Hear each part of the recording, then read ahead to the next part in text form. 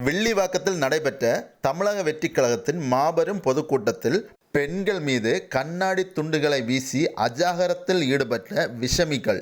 Soda bottle கண்ணாடி பாட்டில் வச்சு அடிச்சுக்கிட்டு இருக்காங்க.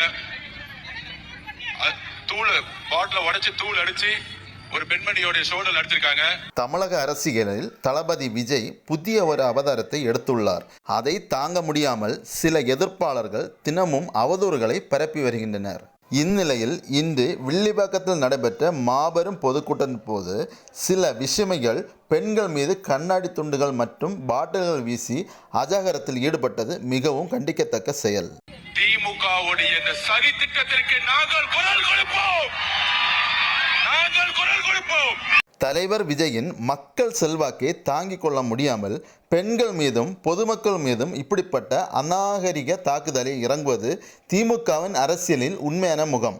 நமது கழக நிர்வாகிகள் உடனடியாக சம்பவ இடத்தில் கண்டனம் தெரிவித்து பொதுமக்களின் பாதுகாப்பை உறுதி செய்ய நடவடிக்கை எடுத்தனர்.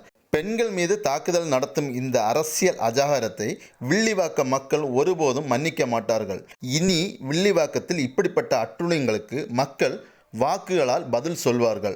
உங்கள் அஜாகரத்துக்கு முற்றுப்புள்ளி வைக்க வில்லிவாக்கம் தொகுதியில் ஆதவ அர்ச்சுனா மிகப்பெரிய அளவில் வெற்றி பெறுவார்.